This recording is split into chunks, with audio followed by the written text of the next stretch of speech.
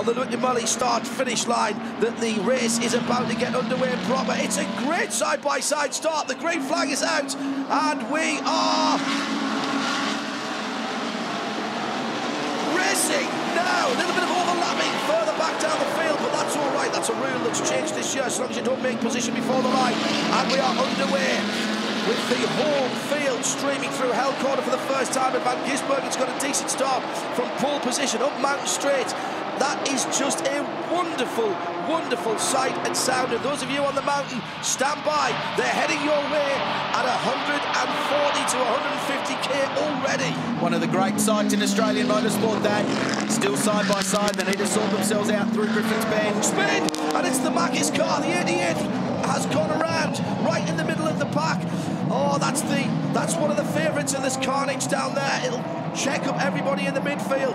It looks like it was just a lazy spin.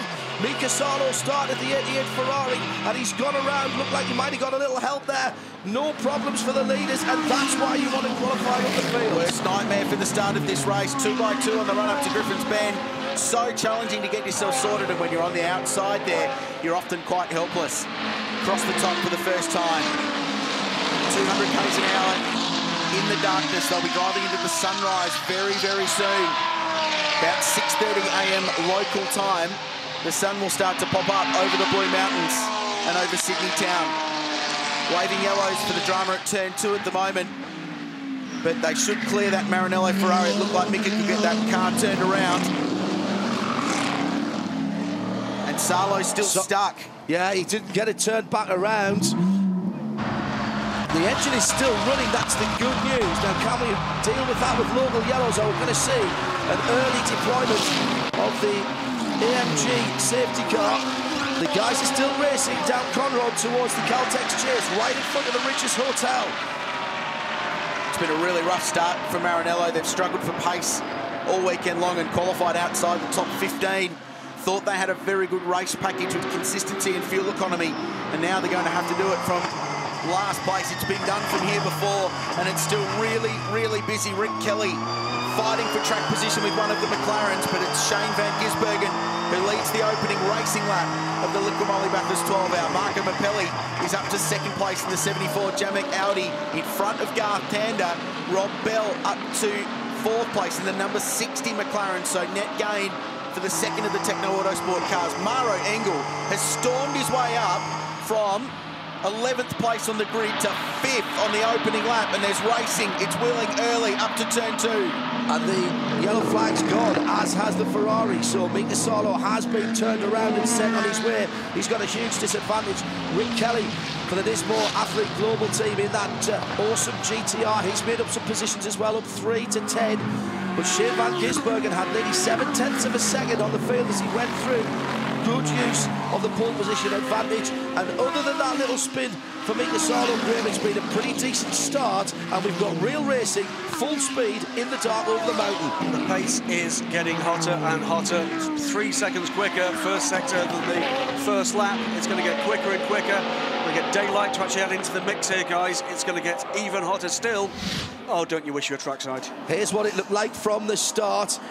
Very long holds. You can see people overlapping behind. That would have kept them a penalty last year, but so long as you don't gain advantage before the start line, that's being allowed now in 2016. It's all good. Everybody's playing nicely as they went up Mountain Straight for the first time, and then there's just a little bit of bumping and barging. The 75 of Garth Tander to our right there. Oh, that was great stuff by Gizzy. Down into second for Hell Corner. He timed that very, very well. Now, this is look in the middle of the pack here.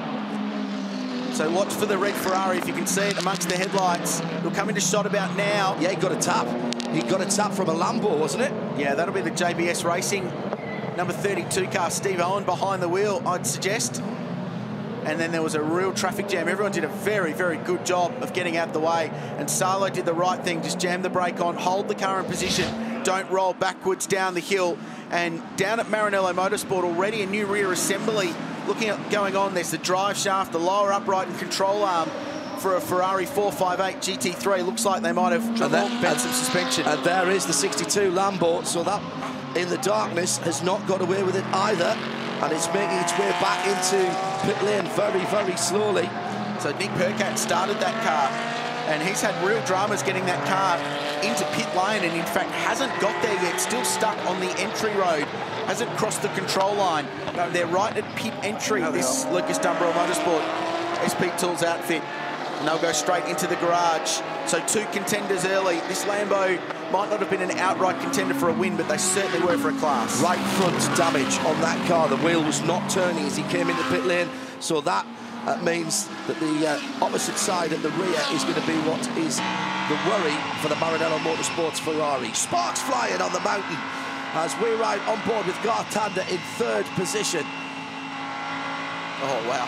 Good grief. Sun starting to have some effect straight on as they dip over the hill, and that will be difficult in an hour's time. They'll be driving right in to the bright sunshine as they dip off Mount Panorama. Well, I need to correct myself because Garth's lost a couple of positions there. He was 3rd across the line, but there's more than 2 tail lights ahead of him because he's dropped now behind the Erebus Motorsports 63 of Mauro Engel and Rob Bell in the Techno Autosports McLaren as well. So it's Van Gisbergen leading from Marco Mappelli in the Jamak Pem Audi in 2nd, then the Techno car. Here is the Maranello Motorsports car in the pits in front of us as the racing continues.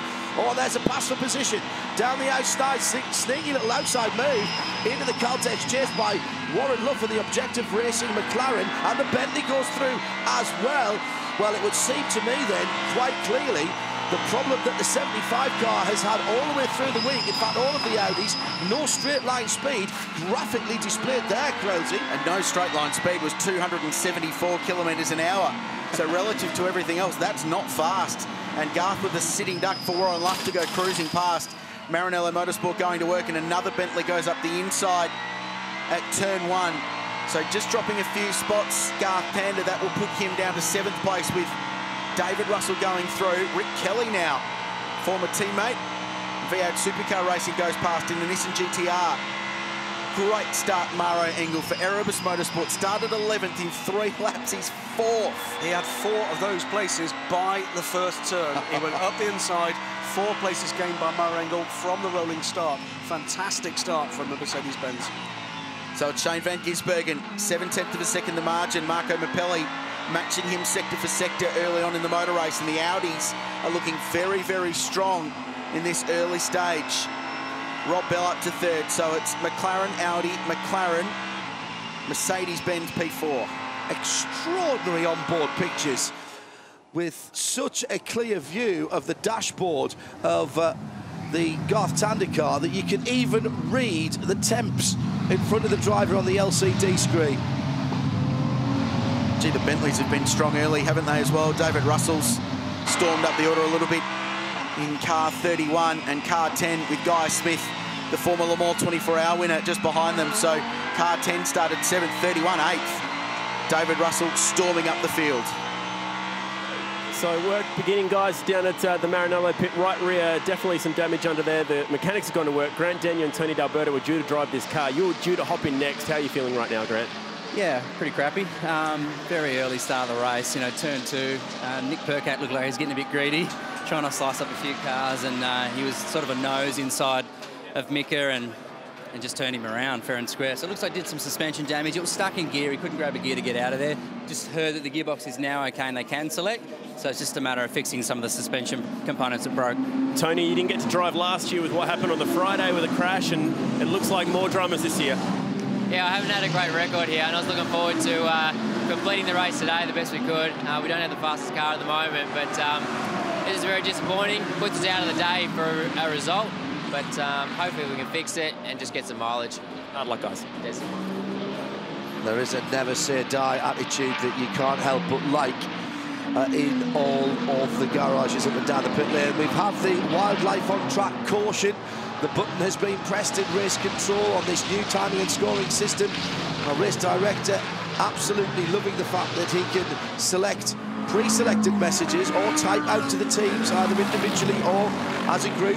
First time we've seen the Time Services NL machinery in Australia. And those of you further afield or following on the web, can enjoy all of the extra information as well. I am loving the sparks across the top. I can't remember seeing as much of that in past years, Crailsy. These guys are running it low and running it heavy at the moment. I'm not sure Warren Luff will be enjoying it from the rear end of that Erebus Motorsport Mercedes, but what a fantastic start for Maro Engel.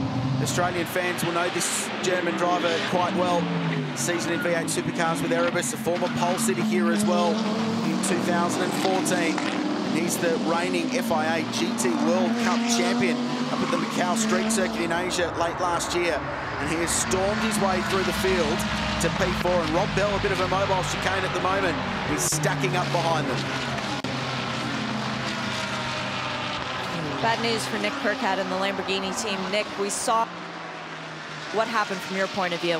To be honest, Mickey was just going on the outside and everyone was going 2x2, and I'm not sure if he didn't see me or turned in like I wasn't there, and we were side by side, and obviously drove across the front of the car. And then when he's spinning with the ABS in these cars, it's quite hard to stop them because it gives you a bit of a dead pedal. So it looked like he was spinning right, so everyone started going left, and he rolled back across the front of a few cars, and someone got the front of this and broke the upright. And disappointing for Pete and Scott, obviously, drive, and all our shipment, everything coming here, and actually got the spare to put on it. So setting for the team, and just gutted for everyone because, you know, it was unnecessary to. Everyone else drove through 2x2s. I'm not sure what Mickey was thinking there. It's game over for the 62, guys. Always two sides to every story, but only 70 degrees in the air and 20 degrees on the track. It's going to be a bit slippery for a wee while. It's Gizzy that leads it. Chris Meese in second place, or at least his car. It's Marco Mappelli behind the wheel, and then Rob Bell for Techno Autosports. The action continues on the mountain when we return.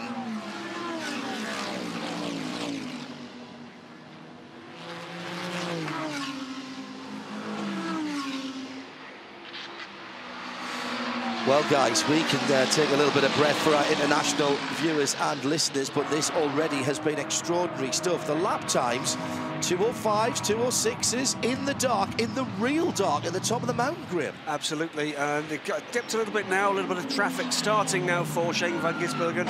He's come across the GWS BMW, the top of the mountain. That's just taking a second out of his lead, unfortunately for him, but Marco Mappelli right there, 59 from 74. Then Rob Bell right along for the ride with the number 60 Techno McLaren. What an excellent effort this has been by Techno. First time here with these cars, and they've bossed it. Warren Luff still just shadowing this fight in front. The Objective Racing McLaren 650S with Maro Engel and Robert Bell. He's got David Russell filling his, I'd say, rear view mirror, but it's a TV screen. You can see it just above and to the right of the digital display that is the dashboard in that car, and all it is showing is some pixels and some bright light of a Bentley Continental GT3 behind him. In fact, two of them, because they're stacked up with Russell and Smith backing them up. Rick Kelly up to 8th place. Garth Tander from the front row of the grid down to 9th. So just a cautious start for the number 75 Jamek Audi, and Clark Quinn, who was so superb yesterday in qualifying, the Aussie GT champion, rounding out the top 10. International coverage in sound and vision with radiolemans.com, powered by Nissan, and everyone tweeting in. Don't forget to use that hashtag B12HR. We are literally spanning the globe at the moment in all time zones, so people up early with us, staying up late, and plenty in the middle as well. Just absolutely agog at the driving that we're seeing here and the quality of these pictures from our colleagues at Channel 7 Sport. They do know how to do things properly, don't they? 7 of the 300 are down with 11 hours and 41 minutes still to go, and we're just beginning to see these lap times come down as the temperature comes up and as the guys settle themselves in. Graham, your point I thought was very good indeed. They've not practiced in the dark, so if you've not driven around here before in this race, and you're starting the race, this is the first time you've seen it in the dark. Experience really matters, doesn't it? And Crosby said at the start of the race that a lot of the guys have put their Aussie gun into the start for the start here, and I think that's one of the reasons why. Watching as well, the number 36 car, way down the field, 16th place, but Thomas Jaeger putting in consistently some of the quickest laps of the race. Got caught up, I think, in that shenanigans between the Lamborghini and the Ferrari. The sunshine about to join us here at Mount Panorama.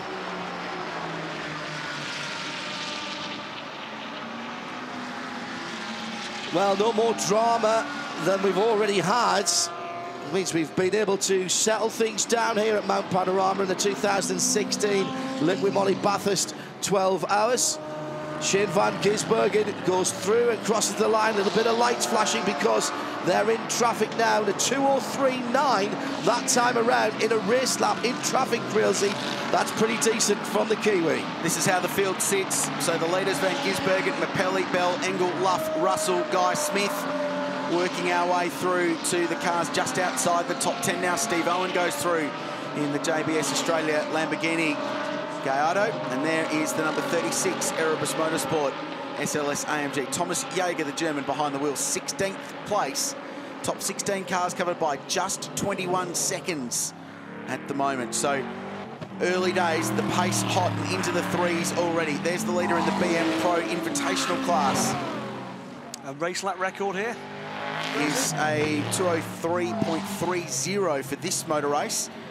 A 2:02.8 is the outright lap record at Mount Panorama, and already traffic starting to take effect with the slow pause of the safety stop car around top of Mount Panorama. That car last year actually had a roll early in the race with contact with the faster car at the top of Mount Panorama. That'll be a story we follow for you over the course of the day, is avoiding the slower cars, making sure you deal with the traffic positively, but without taking too much risk. GWS BMW is just coming down the lane as well. That's the car with the most history in this race. 11 consecutive entries. It's won the race a couple of times, and it's never been off the podium either overall or in class in all the years that it's been come here. But it looks like early strife for that car as it's down the lane already. Picking the right place to pass and the right time to pass here is going to be the difference between winning and losing this race. There's the visual confirmation, Quilsey. These guys will not stop at anything to get this car back out in the race. Fantastic history this car's got on the mountain. It's won the race twice back in the production car day and has started and finished every single one of the 9 races here at the Liqui Moly Bathurst 12 hour, and it's always finished on the podium, either outright or in class. So it's had a remarkable track record. Today hasn't started so well. I'll correct myself because Jack Camilleri actually leading the BM Pro Invitational class in the Grand Prix Mazda 3 from Mark Cars Australia, and the Kiwi Chris Vanderdrift leading the Ridges Class B fight for the Porsche GT3 Cup cars, and up to 20th overall with the dramas for the Lamborghini and the Ferrari in the opening lap. So that means start. The class pole sitter just down the order a little bit. Yes, indeed. Stephen Grove got shuffled back a little. It's his job to stay on the lead lap at this point. I'm sure he won't mind us saying he's the least experienced in that car. Still a good steerer and has won national championships over here. But when you've got a Le Mans winner, Earl Bamber, as part of your driving squad, then your job is to get out there and bring the car back absolutely immaculately and hand it over to him or to Scotty McLaughlin, who's the other driver in that car. Big man upstairs has started working the dimmer switch. We're getting lights more than on the right now. Daylight really is breaking over Mount Panorama, and fabulous that we can see the crowd now, John, on the other side of the circuit from us. And it's enormous. Great turnout for this motor race this morning. They're in for a really good day. This is an unbelievable fight, bearing in mind it's a 12-hour motor race and we're 24 and a bit minutes into it. As they go past the Donut King Mark Cars Australia Focus, a lot of the fast drivers say that the best thing that these slower cars can do is just hold their racing line, and such is the speed differential that they should be able to just pick and choose their way to go past, especially across the top of the mountain. You're told that in every driver's briefing, but there's nothing more intimidating when you're in a slow car, and I speak of what I know because my motor racing is always either in a slower car or a very much slower driver, being me. It is very intimidating doing your thing when you've got something coming up to you that is flashing its lights as evilly as those Audis do behind you. The temptation is to drift offline. And indeed, that's what the Mark Cars is doing at the moment. But that's a sensible place to do it, down into Maguire's, the final corner. The Bentleys, Graham, on board with Warren Luff. Objective Racing in 5th position. The Bentleys hunting in packs at the rear of what has become a 7-car train here. The top 7 cars pulling away just at the moment. And it's Guy Smith at the back of that pack. Then a bit of a gap back, maybe about 5 seconds back. So Rick Kelly leading the next batch of cars. That's what traffic does at this point in the race. It's a really interesting fight. There's been some good movers in it too. David Russell has been one. Rick Kelly up to 8th place is a good move, and Garth Tander just following this group a little bit further back. Hey guys, how exciting is this young guy? Austin Cedric came here as a 16-year-old to race the Bathurst 12 Hour for the first time last year. He's back this year as a very experienced 17-year-old. Austin, what did you take away from last year's race? Oh, so much of it. If I told you, I'd be here all day. Well, it must be great to work alongside. I mean, you've got Bernd Schneider, you've got Maro Engel, two guys who you can really pick up a lot from.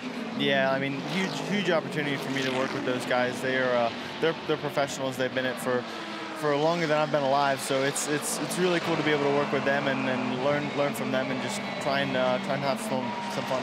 Impressive start from Maro today, up something like 7 places. Yeah, I mean, it's no surprise to me. Like I said, he's a pro. He could do this in his sleep. So hopefully sets the mood for the day and just keep on working our way up to the front. Are you looking forward to jumping in, getting behind the wheel? Oh yeah. What do you like about this place? Oh, you just can't not like it. It's one of the coolest tracks in the world between all the elevation changes, narrow walls, the scenery. Even once you take a step back and look at the racetrack, it's one of the coolest places on earth. I hope you get time to enjoy the scenery. Austin, great to have you back. Enjoy it today. Appreciate it. Thanks. And off the back of his outstanding run here last year for Betty Klemenko's Erebus team, he has just been announced as a full-time World Challenge driver for McLaren with K-Pac's Flying Lizards run team in the United States of America. And those of you who follow this type of racing, and particularly the GT3 cars, will recognise that that is a top drive for that young man who came to prominence here at Mount Panorama. It would be ironic if that car beats 1, 2, 3 or 4 or all of the McLarens in the field this weekend, and they are now a very, very good shot at that. It's a great combination, and Maro's done a superb job. Easy. You can see the commitment required to pass some of the lap traffic, and we'd say slower cars, and we mean that in a lap term reference, but in straight line speed, often the slower class cars are actually quicker in a straight line than the GT3 machinery. The GT3 cars make all their speed across the top of the mountain in aero corners, the fast commitment corners with all the downforce they've got. But the Mark cars, even the Porsche GT3 Cup cars, and especially that incredible Daytona, are all faster in a straight line down Conrod. So it's probably easier for them to pass across the top. The problem with that is it's pretty much a single line racetrack for about 2.5 Ks from the Audi cutting all the way across to McPhillamy Park. And that is the problem Warren Luff is facing now. Got to give a shout out to Rob Bell in the Techno Autosports number 60 McLaren, running 3rd at the moment. This is Rob's first time here. His brother Matt is racing for Bentley. He's been here before. You'll remember him getting rather shuffled out of the mix toward the end of last year's race. Well, Rob hasn't driven here before, and therefore he was given the start of the race rather, I think, unexpectedly, because he hasn't driven here in the darkness before. The darkness, by the way, which is dissipating very quickly, and our cameras actually make it look much better than it is, but it was just, I can't believe that we've only been racing half an hour and the difference in the light levels. The battle on track at the moment, it features Rob Bell with Maro Engel looking for a way by. It's got split up a little with traffic at the top of the mountain last time, but those two are really absolutely gangsters at the moment. It's Bell in the number 60 McLaren, it's Maro Engel in number 63 Erebus Mercedes-Benz version. And that traffic at the top cost Maro Engel 7 seconds this lap so far. So that's how much it's affecting the flow of the motor race. Shane Van Gisbergen, Marco Mappelli and Rob Bell had already dealt with those lap cars they were working through. It cost Maro Engel 5 seconds in that middle sector alone. Shane Van Gisbergen is pulling away here, nearly 2 seconds up now. And this is the 12 car with Chris van der Drift. It's running with its brake lights on all the time, already been reported to the stewards for that. So we'll get a chance to look at that as he makes Chris van der Drift. He's in the wall. Oh, that was a kiss on the wall on the right-hand side. Coming down off Skyline through the S's. Now, did he get away with that as he's damaged the front right-hand side? You can see those brake lights are on all the time, and that's what brought it to the attention of the stewards, and that's why we were having a quick shufty at it. But we joined just at the wrong time for Chris van der Drift. Maybe he was just getting the message, goes too deep, gets on the grass, and look at the right-hand side here. Oh, yeah, front and rear, I think, Crailsey there, don't you? Living up to his surname, Van der Drift. Across the top of the mountain, that's the last place you want to have a big moment like that. Brake problems with the Porsche, but they continue on. It's the Liqui Moly Bathurst 12-hour. It's led by a McLaren. Audi second, McLaren third. It's a great fight at the front. We've got a long, long way to go.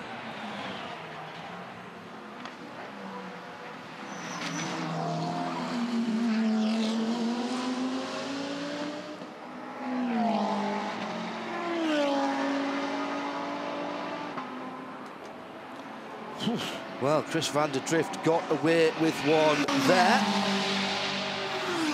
As the bright orange McLaren driven by a Kiwi.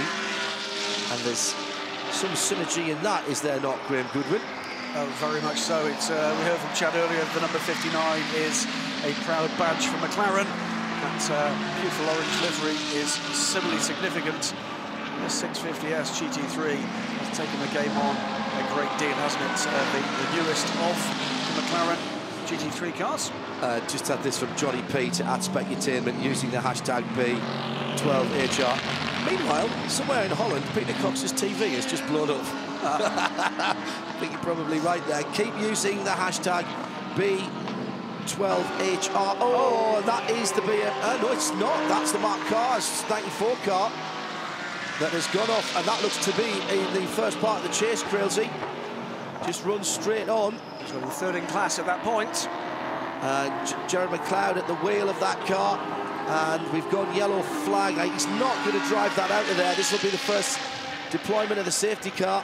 No, the Bathurst Regional Council takes great pride in the depth of their gravel traps and the ability to do the job to stop racing cars at a 290km/h corner. Marco Mappelli has just bashed out the fastest lap of the motor race in the Audi in P2, but that gap to Shane van Gisbergen of 1.5 might become 0.5 in just a second, because the Mercedes-Benz C63S safety car will be on the circuit very soon, you'd think. So car 93 buried in the gravel trap at the Caltex chase and stuck. This car was in the wall up at the elbow on Friday in practice quite early with young Nick Rowe driving, and copped quite a lot of damage. Mark Carr's Australia team did a very good job to get it back on the racetrack, qualified and start the race. Maranello Ferrari rolling back out. That's good news. So car 94, Jared McLeod started that car. CCV Australia jumping on. Jared successful in the last 2 seasons in the Australian V8 Youth Racing Series, which is about the most Australian category you can possibly think of. And it's completely and utterly brilliant. Round here, they are bonkers good. Jared's dad, Peter McLeod, won the 1987 Bathurst 1000 with P. Brock. Wow. I didn't realise that was a relation. You educate me all the time.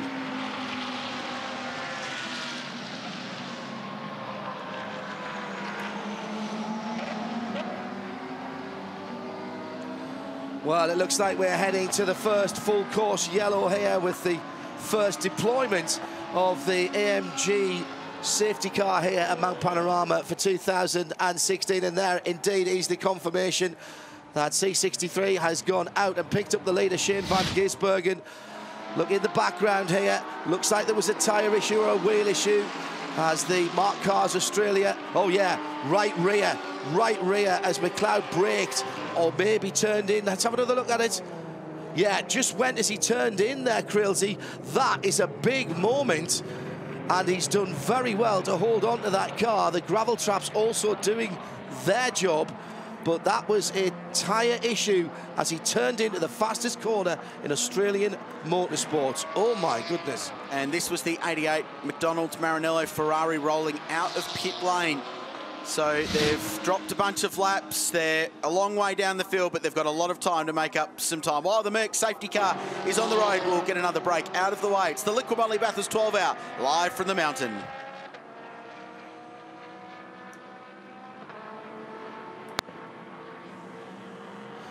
Well, already 1 or 2 drivers and teams making the call to come to the pit lane. Marcus Marshall, I think I saw there in the pits. And also Krista Joens in the 9 car. Interesting tactics here, but that's about halfway through a run. What this does is allows you to either change your tyres or your driver, or maybe just do a splash of fuel and adjust your pressures as the temperature on the track and in the air is going to be rising. Snatch tracks are arriving at the Caltex Chase. Wow, that was a biggie, wasn't it, Grills? Wild moment. 290 Ks on the entry to the chase for these Mark Cars Australia entries. Probably 260 by the time the tyre went when he got mid-corner. And then he was just a passenger. And fortunate in some ways that that car didn't tip over when it went in sideways to the gravel trap. So I thought that was scary, scary stuff, wasn't it? Exactly halfway through a run, 25 to 27 laps is what we expect from the leaders. There is the number 40, Marcus Marshall brought it in. Can't see there's been a driver change on that car. That's the dark-coloured Audi. I think if you look at the incident that's brought out the safety car. So that's at full speed as they tip through. No slow-mo on that replay. And it only took 3 or 4 seconds from the point of the tyre going to the point where Jared was stopped. I think the fact he entered the sand trap almost straight and then it went sideways. So there's a lot of speed washed off by the time the car went to that angle to 90 degrees to the racetrack, and it didn't dig into the gravel, which was very, very fortunate. But a right rear tyre down on the entry to the kink at the Caltex Chase. And I tell you what, he rolled off the brakes as well once he got sideways. That's really interesting. You could see the wheels spinning as he rolled off the brakes. He knew that the gravel trap was going to do its job. He didn't want to put that car into a sideways roll. That's really heads-up driving by Jared McLeod there. CCV Australia, brand new to motorsport sponsorship, getting plenty of TV time early in the motor race. Not the kind they would have liked, but there's a lot of motor racing to go. So the Maranello Ferrari's a long way out of this motor race, and winning it from here will be nigh on impossible, but this is Mount Panorama, and it's where impossible happens. But they'll just look to have a clean day and try and tick their way up the order and get to the finish and get some of their very good drivers some track time across Mount Panorama this weekend. That was a comprehensive failure of that tyre, it has to be said at that point.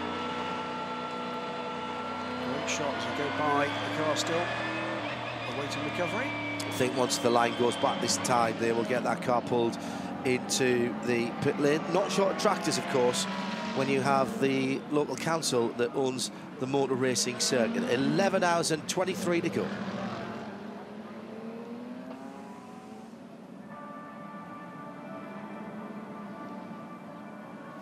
We're back at Mount Panorama. It's the Liqui Moly Bathurst 12-hour. We're behind the Mercedes-Benz AMG C63S safety car, a very nice car to lead the field around. It is, too, the first safety car interruption of this 2016 running of the race, one that averages 10 safety cars across its duration over the last 10 years. Last year, remember, 20, which was a record for the race, 73 laps under caution in 2015. I'm not sure we'll see that today, but we've already had 3 of them in the 2016 running. Just see the car that there's a bit of a story on, actually. The cabin's back. That car left the circuit last night, went down to Sydney to the Porsche Centre for an ECU reprogram, and that has come out this morning. So that was a bit of a story for those guys who had no sleep whatsoever yesterday. So good news for number 12 Porsche. We saw Chris van der Drift kiss the wall front and rear just a little wee while ago. That car also with its brake lights stuck on. Oh, big pool of fluid down by the 16 Porsche. But while we wait for that, the 12 car has been in and out. So I'm not... that is the Cayman. Not surprised people are stopping now. 15 laps in. A stint's probably going to be 27 to 35 laps, somewhere in that vicinity, depending on your fuel economy, as Jared McLeod limps the Concrete Concepts Victoria Mazda back to pit lane. I'll put a new right rear on that, assess the damage and send it back out. These cars were made for long distance racing, so they're quite modular. You can pull bits off, put a new bit on quite simply, and repair any damage very, very quickly. They've been designed to stand the test of time in a long-distance motor race. He's going very slowly, and rightly so, because he doesn't want what remains of the right rear to be thrashing around in the rear wheel arch. But at the moment, I think he's got away without any major damage. Perhaps just a bit of brake ducting that's gone awry. Oh, is he going to make it? I don't think he is. He may need the flatbed. 3 talented youngsters in this car with Nick Rowe and Bryce Fullwood as well. Just to update you guys as to the pool of water, you can see it right now. That's actually from the GWS BMW. So they had something come away from around the turbo piping. I think it was a clamp, and it went through one of the hoses and has unfortunately dropped the water out of it. Now, the history behind that car, as Krause would be very well versed in, is exceptional. So unfortunately, the somewhat bulletproof BMW has had to spend a fair amount of time in the garage. Yeah, this is the car that's done 11 consecutive events here in the 12 hours and has won it overall twice. Just a quick thought about the Mark cars, by the way. They started their international motor racing career here with a couple of cars, 5 entries for the Mark Cars Australia team in 2 different body shell shapes. Now, they have come a very, very long way in a short time. Great Australian engineering at the Great Australian Motor Race.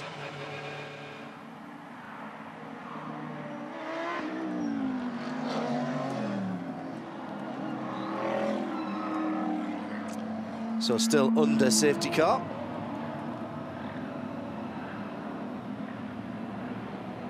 Can't be long now, though, before we go back to green. RadioLeMans.com, around the world in sound and vision, powered by Nissan. Right, guys, early thoughts. Graham, it's been pretty sensible, and we've seen fairly close racing. It appears to me as though the balance of performance here is not something we're going to hear people whinging about. No, I mean, impressive stuff from McLaren so far. Impressive stuff too from Bentley. Those 2 cars hunting in a pack at the rear of that train. But the Mercedes-Benz, they do look strong. They really do. My thoughts are that that campsite setup was particularly impressive, and their TV was bigger than ours. Just a couple of things to remind our international and indeed the listeners here around the circuit and on the FM transmitter. Drivers, you are allowed no more than 280 minutes in a 3-driver team, 240 in a 4-driver team, no more than 3 continuous hours, and however much time you do in the car, you must take a 1-hour break minimum before you get back into it. So those are the numbers that you have to remember. It's going to be at least another 6.2 kilometres behind the AMG Mercedes-Benz before we go back to green flag and full speed racing. Just to give you a quick rundown of the classes in the Ridges Class B runners, it is the Watso Workspace Porsche, the 38 car, that leads. They're in 18th position in the Invitational category. Looking a bit further down, we have, in fact, that car's ahead of that. The Mark Cars Australia Jake Camilleri 93 car is leading that in 25th position. And all of a sudden, it's pretty close to daylight, isn't it? One more lap behind the Mercedes-Benz AMG safety car. We'll be back to green flag running. Shane van Gisbergen's hard-earned 1.5 second lead with some quick laps early has been completely removed, though there is one lapped Porsche, which is the number 77 Team NZ Motorsport Porsche that's had one of those classic late-night Bathurst repair jobs, is splitting himself and Marco Mappelli, who has been the fastest driver so far today. Rob Bell third for McLaren, and the safety car will be in this lap to return us to green flag running.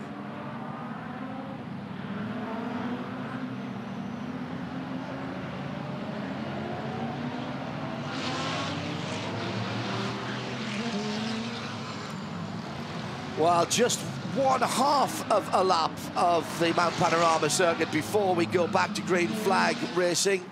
Everyone packing up behind Shane van Gisbergen. He's 1.5 seconds of lead is gone, but he has got a backstop in there with a 77 Porsche, Nick Foster. That car was in the wall at the top of the mountain yesterday with Will Bamber, Earl Bamber's little brother. But it's another one of those legendary overnight Bathurst repair stories. The locals round here love to pitch in and help a car, and that will be getting a big wave and lots of support from everyone who pitched in locally last night, Crailsy. They were here all night, engine out, rear subframe in that car. It was twisted, so they've had the car straightened out.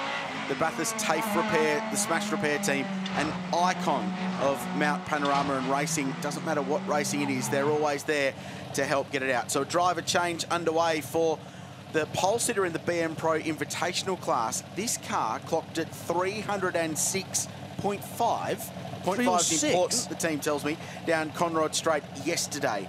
So 306 kilometres an hour for the 700 horsepower Daytona. Mike Henry on the front of that car, the car controller, engineer and team manager, former boss of the Holden Racing team.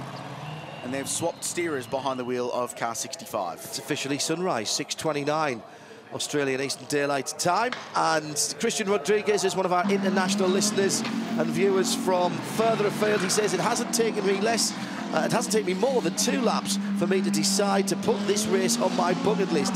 Come, sir, come and do it. Don't forget to use the hashtag B12HR wherever you are on the mountain or around the world. And let's just see how big this international motor racing community is for what has become one of the star racers in GT3 and endurance racing around the world in a very short time.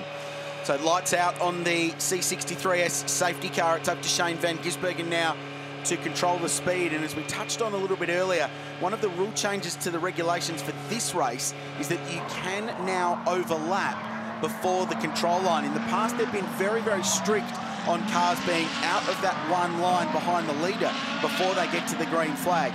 That's changed. I think it opens up the possibility a little bit of some more overtaking down at turn 1 and some more warring as they squabble for position up at turn 2. But Van Gisbergen is in a good position because he's got a buffer to the Italian Marco Mappelli behind him with car 77. Just a bit of a dual stop there for that white and black Audi trailing the bright orange McLaren 650S. Clear track in front of the 59 car, and you quite rightly say, Grillsy, he's got a bit of a pick behind him. So it should be relatively straightforward restart. Well, you got to say, Gizzy timed the start absolutely perfectly as we head to the mega wall. And so 3 of our 8 onboards that we've got throughout the race today, and another absolutely copybook restart by Shane van Gisbergen. Just covering the inside for a moment, but here comes Marco Mappelli. He had to get rid of that Porsche early, does through Hell Corner and heading up Mountain Straight now. Rob Bell has Mauro Engel right up his tailpipes, and he's having to go there. Look at Mauro Engel, there's nothing between those two. He's in the draft, he will be getting an aerodynamic advantage. The indicator on the left-hand side by the 77, that's a really smart move. And it looks as though the Merc has gone through on sheer power. The big Merc V8 has the grunt and takes the McLaren. Beautiful, beautiful move there from Mauro Engel. It's been a while since he's taken another place. Made up huge ground at the start of the race, but he's been tracking Rob Bell for the last several minutes. But now up into 3rd position. And McLaren from Audi from Mercedes-Benz. And Van Gisbergen hasn't got away, Graham. It looks to me as though that Audi, Mappelli, is really on a mission now. If there was a split time indicator from turn 1 to turn 2, the Erebus Mercs would be the fastest things up Mountain Straight. Just so much low-down torque to drag them up the hill as Van Gisbergen drops off it at Skyline and down towards the Dipper. And Mappelli next, Engel 3rd. And Gizzy must be really on it over there because the Audis have been the quickest things across the top of the mountain. He pulled out time on Mappelli through the technical part of that very quick 200 km/h plus run over the top of the mountain. Big crowds here witnessing this. The sun is now officially up and we are back to green flag racing. Look at the battle for 4th position. Rob Bell is under pressure. This time it's another McLaren and it's Warren Luff of Objective Racing. He goes down the outside, as that will be, into the Caltex chase and gets it done. Oh, and the Bentleys are coming as well, and Rob Bell is having to defend from David Russell, who's the first of the 2 M Sport Bentleys, run out of the Cumbria workshops of the former WRC team, of course, Malcolm Wilson's team. He knows the area down here from his World Rally Championship days. And the Bentleys were a big fan favourite on board with the 10 car. Again, these 7 pulling away, guys. These the same 7 cars before we went to caution. Pulling away in line astern. It's the Bentleys at the back, but how much longer? They're looking pretty racy. 6 different brands in the top 10 at the moment, 3 in the top 3. But I think there might be a Mercedes-Benz to second soon enough because Mauro Engel ranges around the outside of Marco Mappelli and he'll grab that position. There's nothing like the torque of a 6.3-litre V8 on the run-up to turn 2 at Griffin's Bend. Mauro Engel, 11th this car started. P2 now and he'll set out after Shane van Gisbergen. This has been a mighty stint. I just wonder if Rob Bell is having trouble getting his temps back up again on his tyres, because he has dropped off the pace. And having started the race in the darkness, having never been on the mountain in a race car in the darkness before, he held his position pretty well, but now he seems almost unable to defend. And of course, as I say that, he makes a liar out of me and pulls out a couple of cars lengths on the two Bentleys. Guy Smith in the second of the Bentleys, the number 10, 2003 Le Mans winner. We'll never forget that weekend. The Bentleys, John, are an interesting story because last year they didn't have the outright lap speed that the winning cars did, but through very, very smart pit strategy and the safety cars and some very, very good driving, they stayed in the game. The difference year to year, these cars are faster now, and they've proved throughout the weekend they've got the one lap speed to back up their long stint pace. So the Bentleys are looking very, very strong. As long as they stay in the top 6 or 7 all day, come that final hour sprint to the flag, which I guarantee you will get, they'll be in the game. And one thing, watch when we see the onboards, just how relaxed the Bentley drivers are behind the wheel. Oh, and that was side by side in the Caltex chase there. And Rob Bell and David Russell were trading a bit of very expensive paint there. Who comes out ahead? They're still disputing it. Oh, Bell, that's broken the 60 car has come out the worst of it. It's the left rear, and that was a touch, I'm afraid, by David Russell, sticking the big Bentley nose in where it wasn't required. Now, can Rob Bell get that car into the pit lane? The flames on the overrun, unburnt fuel out of the back of the Macca as he comes in. That's a very good piece of driving by Newcastle-born Rob Bell. That's Newcastle-born time, of course. Too early in the motor race for things like that to happen. Side by side, into the corner, there was no racing room, and contact was made, and that car has got damage to what I suspect is the left rear corner. So the Techno Autosport McLaren GT car crew will go to work. And the number 31 Bentley dived into pit lane as well, straight away. Damage to the right. Damage to the right front crailty, and I'm thinking that was a puncture there. Yep. But I think they may be copping a penalty for that. He was not alongside. The damage on the cars proves that one, Graham. He leaves the pit lane just as Rob Bell gets in, crabbing badly down pit lane. But Rob Bell's done very, very well indeed to get the car back. Well, he's right underneath us, and you can see that the left rear wheel is not pointing where it needs to be. So the Bentley did come in. They did do a right front change. That was a puncture. They also put some fuel in it. Now, don't want to go crawling through the regs this early in the day, guys, but what are the rules when it comes to changing a tyre while putting fuel in the car if it's a puncture? I know you're not allowed to do fuel and tyres at the same time, but what if it's a puncture tyre? Are you allowed to put fuel in it at the same time as changing a puncture? That could be a big question down here at the moment. Well, so long as the work is not going on at exactly the same time, Chad, that's okay. It was happening at the exact same time. Well, that could be interesting. Send that upstairs to the Boffins in race control to have a look at that as the McLaren gets on the Go-Jacks and goes into the garage. So you're only allowed a certain number of people over the line between the garage and the fast lane in pit lane. So you can throw the entire workforce at that car to fix it when they get it into the garage. That's a big moment. Shane van Gisbergen bangs out at 2:02.6 and breaks the lap record in the race lead, but early drama for a couple of very key contenders in this motor race. The other point about using that one tyre, of course, is you're only allowed 12 sets of whichever tyre manufacturer you have chosen.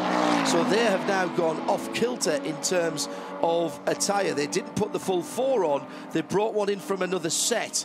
They'll be trying to keep some unused tyres for the end of the race. Well, there's the end of the stop, and by then the fuel hose... Oh, no, the fuel hose is in. So it's about... The fuel hose is about to go in. Tyre off. New rubber on. Fuel hose is in. Yeah, fuel hose is in. That's going to be a penalty. And that was a sticker tyre going on there. So a brand new Michelin on the right front. That'll be a penalty. That'll be a pit lane penalty for the Bentley squad. And possibly one for the contact as well. I think that was a bit. I think there was a bit of panic there from David Russell. I think you could see Rob Bell was dropping back off the rear of that pack, wanted by, and it was just the wrong place to go for that move. You know, one of the things we love about being connected to the world, not just here on 7, Mate and 7, but through our international syndications, is the amount of motor racing drivers from around the world who start sending us tweets. Johnny Molam in the UK. Morning, JMO, or evening for you, as it will be. starts off early, saying that this one is still on his bucket list. And last year, Crazy, I think we must have had into 3 figures of well-known international racing drivers saying, I have to come and do this race. Dario Franchitti liked us on Twitter the other day, which I thought was a particular endorsement of our motor race. It's very, very busy in the middle of this field too. Lots of work going on the 60, but Rob Bell is staying behind the wheel of the car. His body language is not positive, though. You can tell he's frustrated with what's going on as the crew is working at the left rear of the car, but there is also work going on the door, the driver's side door, and they're currently rotating the tire, the front left, trying to see if that wheel has any damage. One of the scariest things I've ever seen, guys, is a car coming right towards you down pit lane as the driver is frantically steering away. He had no control over that car. Rob Bell deserves a massive round of applause for even getting the car back. And as we've seen in the race so far today, if the 88 can get their car back out on track, do not count out the 60 either. Lots of resources down there at McLaren to do the job as well, Shane. Some very, very good leadership. Really interesting that Rob was in strife after that restart because he was... As we watched the shot at the chase, he was struggling for raw speed. He was really battling to get tyres up to temperature, and he'd lost a couple of spots, and he was a whipping boy for everyone going past. And I think David Russell saw the opportunity and was in the tow, certainly down Conrod, and went up the inside at the chase. The door was firmly shut.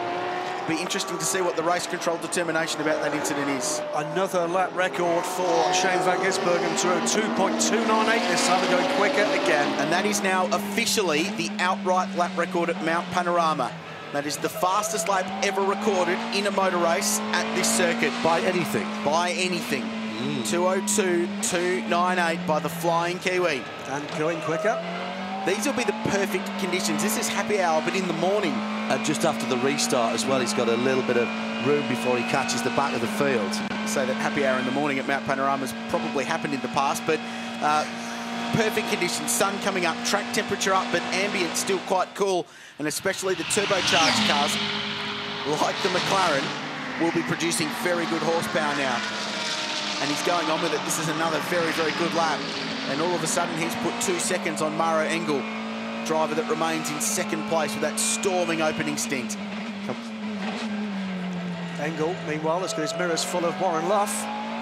Right, let's ride with the race leader. Not often you get a chance to watch a master at work. Over the line, have a listen to this. This is a master at work in the McLaren. Through Hell Corner and up Mountain Straight. Enjoy.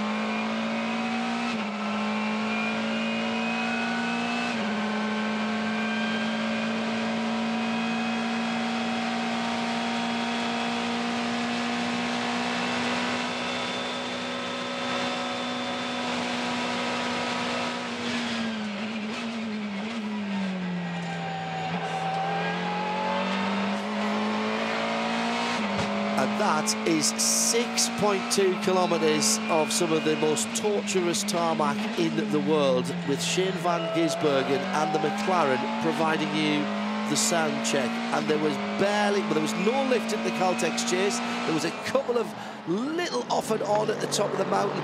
Extraordinary stuff. And if you were only listening and not seeing the pictures there, I'm sure that you had the mental pictures, because that was just extraordinary. And at times, Gizzy, with one hand off the wheel, just relaxing down Conrod Straight.